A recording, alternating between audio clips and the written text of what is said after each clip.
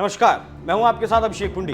महाराष्ट्र में महाविकास आघाड़ी अपने सहयोगियों के साथ बातचीत करने में जुटी है, तो उधर एनडीए अपने सहयोगियों के साथ लगभग समझौता कर चुकी है। आप जानते हैं कि महाराष्ट्र में लोकसभा की 48 सीटें हैं। बीजेपी 30 में से 32 सीटों पर चुनाव लड़ेगी। वहीं शिंदे की शिवसेना 10 से 12 सीटों पर चुनाव लड़ सकती है। वहीं एनसीपी की अगर बात करें तो वो 6 से 8 सीटों पर अपने उम्मीदवार उतार सकती है। इसके साथ ही साथ एक बड़ी खबर सामने आई है।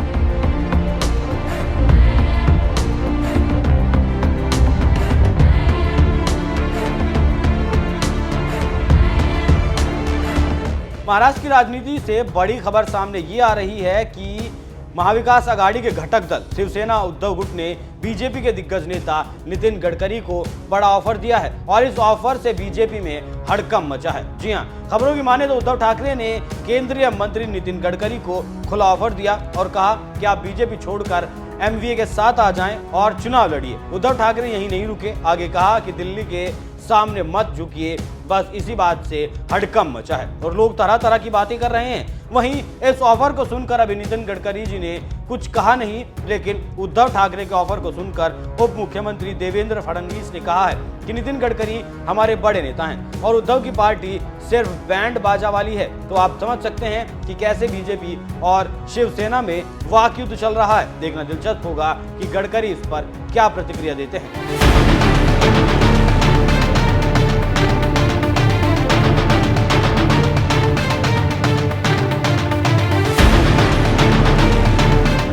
नितिन गडकरी को ऑफर देने के बाद यूबीटी नेता उद्धव ठाकरे ने बीजेपी के 195 उम्मीदवारों पर हमला बोला और कहा कि बीजेपी की लिस्ट सामने आ गई है। अनेक नाम सामने आए हैं जिन कृपाशंकर सिंह पर बीजेपी ने भ्रष्टाचार का आरोप लगाया था, उनका नाम भी पीएम मोदी के साथ लिस्ट में है। लेकिन नितिन गडकरी जिन्होंने इतने सालों तक महाराष्ट्र में बीजेपी की सेवा की, उनका नाम नहीं है। गडकरी जी, आप अपनी ताकत समझिए और मोदी शाह को अपनी ताकत दिखाओ कि महाराष्ट्र क्या है। उद्धव के बयान पर महाविकास आघाड़ी की सहयोगी एनसीपी नेता सुप्रिया सुले ने अपनी बात रखी। उन्होंने कहा कि नितिन गडकरी एक पार्टी के नेता नहीं बल्कि पूरे देश के बड़े नेता हैं। कभी बदले की भावना से राजनीति नहीं की। उनकी खासियत है कि जब भी कोई सांसद मदद मांगने जाता है वो ना नहीं कहते हैं और उसके काम को कर देते हैं। हमारे वैचारिक मतभेद हैं, लेकिन गडकरी साहब लेजेंड हैं। तो आप समझ सकते हैं कि महाराष्ट्र में क्या चल रहा है और क्यों। अगर महाविकास आघाड़ी की युक्ति काम कर गई तो महाराष्ट्र में बड़ा भूचाल आ सकता है। देखना होगा सामने से आकर महाविकास आघाड़ी ने जो ऑफर दिया है